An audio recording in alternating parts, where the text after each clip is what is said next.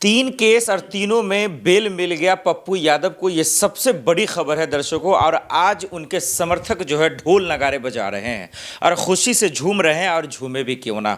और जेल से उनको बाहर आना ही था। पप्पू यादव को कोई भी माई का लाल जेल में रख नहीं सकता था।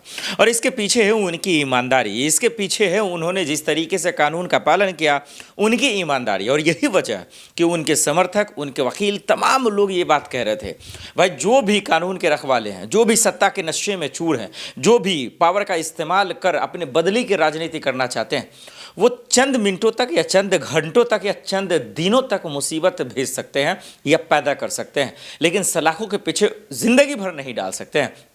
ये मैं ऐसा इसलिए कह रहा हूँ कि पप्पू यादव के घर पर या उनके आवास पर या उनके पास जब आधी रात सिविल ड्रेस में जब पुलिस जाती है और सम्राट चौधरी एक तरफ से इधर एक अलग ऐलान करते हैं जिसका जिक्र आगे करेंगे, तभी समझ में आ जाता है कि दरअसल ये जो केस है या फिर ये जो मामला है, ये उतना भी बड़ा नहीं है जितना इन दिनों जो रसूखदार हैं वो सोच रहे हैं कि अरे भाई हम तो कानून के रखवाले हैं, हम तो बड़ी ईमानदारी से काम कर रहे हैं। अब इस कानून के रखवालों को थोड़ी सी शर्म हया होती ना, तो आज बिहार के जो चौक चौराहा पर दिन दहाड़े किसी का मर्डर कर दिया जाता है ना, अगर मैं तस्वीर दिखाने लगूँ तो सुबह से शाम हो जाएगा और आप हैरान हो जाएंगे कि ये बिहार है, ये कैसा बिहार है। ये जंगल राज नहीं, ये महाजंगल राज है। लेकिन आज मानता कौन है, देखता कौन है, समझता कौन है, बूझता कौन है। सब अपने अपने जो है ज़िंदगी में मशगूल है। ठीक है, वो भी ठीक है, लेकिन कम से कम आँख होते हुए अंधे तो नहीं हो सकते ना, कान होते हुए बहरे तो नहीं हो सकते ना। और इसीलिए मैं बिहार की बात कर रहा हूँ। और यही वजह है दर्शकों कि जंगल राज दिन दहाड़े बढ़ रहा है, अपराध की घटनाएं बढ़ रही हैं, बेकसूरों को फंसाया जा रहा है, युवाओं को जेल में डाला जा रहा है, नीट छात्रा के साथ बलात्कार हो रहे हैं, और आज भी एक खबरें आई हैं, हत्या हो रही हैं। लेकिन कौन जिम्मेदार है, कौन जिम्मेवार है, किसी का तो पता नहीं, कौन रिस्पॉन्सिबल है, कोई लेना नहीं चाहता।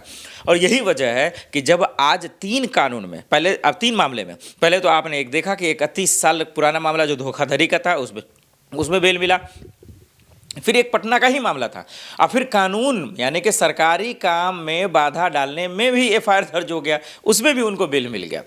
ये सरकार को देखिए इतनी शर्म हया नहीं है, इतने नीच है ये लोग, इतने निकम्मे हैं ये सरकार के लोग, ये सरकार चलाने वाले लोग, कि कहते हैं कि सरकारी काम में बाधा डाले। अरे भैया तुम काम कौन सा कर रहे हो कि बाधा डाल देगा? तुम काम तो करो तभी तो कोई बाधा डालेगा। लेकिन कि इनको परेशान करना है, इनको जलील करना है, इनको जो है कहीं ना कहीं परेशान करने में मज़ा आता है। और इसीलिए ये इस तरीके की बात करते हैं कि भाई एफआईआर दर्ज कर दो, फर्जी केस लगा दो और जेल में डाल दो। ऊपर वाला सब देख रहा है और सबका हिसाब करता है। याद रखिएगा, ऊपर जनता के शक्ल में भी ऊपर वाले कभी कभी आ जाते हैं। तो ये सत्ता के जो हुक्मरान है ना, जो कुर्सी पर बैठ के अपने आप को तोप समझते हैं, इनका भी इलाज हो सकता है। इसीलिए आज बहुत बड़ा दिन है। आज पप्पू यादव के पत्नी के लिए, उनके बेटे के लिए, उनकी बेटी के लिए, सबके लिए बड़ा इसलिए दिन है कि सब सोच रहे थे भाई ऐसा क्या हो गया, उनके समर्थक सोच रहे थे ऐसा क्या हो गया, और इसीलिए लोग जश्न मना रहे हैं, ढोल नगारे बजा रहे हैं, खुशियां मना रहे हैं, और जेल से वो बाहर आ रहा है। और जेल से बाहर उनको आना ही था। मतलब कि अब जैसे कि उस दिन बेल मिला धोखाधड़ी वाले मामले में, तो लोगों ने कहा कि अरे यार एक आया नहीं मुसीबत की दूसरा, एक मुसीबत गया नहीं कि दूसरा आ गया। लेकिन अब लोग कह रहे हैं कि भाई अब ठीक है सब कुछ, अब आराम से जो है जेल से बाहर भी आएंगे, अब निकल भी जाएंगे। और तीन मामले, तीनों में बेल मिल गया। हमने देखा जिस दिन सुनवाई थी तो कोर्ट को बम से उड़ाने का ही धमकी मिल गया था। हालांकि फिर से आज वाराणसी के बम को जो है कोर्ट को बम से उड़ाने की धमकी मिली है। हालांकि ये सब घटनाएं अब आम हो गई हैं सरकार के लिए, उनको चिंता का विषय नहीं है। जब बम घटना दिल्ली जैसा हो जाएगा तब फिर ये 4-5 मुसलमान को पकड़ लेंगे और फिर मामले को पीछे दबा देंगे। हालांकि इससे कानून आपका मजबूत नहीं होगा, आपका सिस्टम इससे मजबूत नहीं हो जाएगा, इससे आप जो मुख्य आरोपी उनको पकड़ नहीं पाएंगे। आप चंद मिनटों के लिए, चंद घंटों के लिए आप ये बेकसूरों को पकड़कर ये साबित कर देंगे कि भाई काम कर रही है कानून व्यवस्था, सरकार काम कर रही है, सिस्टम काम कर रहा है। लेकिन एक्चुअल में ग्राउंड लेवल पे जीरो हैं आप, और ये चीज़ साबित कर रहा है। अरे पप्पू यादव जो गरीबों के मसीहा है, जो युवाओं के मसीहा है, जो महिला गरीब मुजलूमों के मसीहा है, जो न बाढ़ देखता है न भूकंप देखता है, हर वक्त खड़ा रहता है, ऐसे सांसदों को तो लोग चाहता है जिन्हें किसी की पार्टी की ज़रूरत नहीं है, पार्टी को उनकी ज़रूरत है। इसीलिए तो लोग जाते हैं, अच्छे अच्छे लोग, चाहे वो तेजस्वी हो, लालू जी हो, या राहुल गांधी जी हो, प्रियंका जी हो, तमाम लोग हो।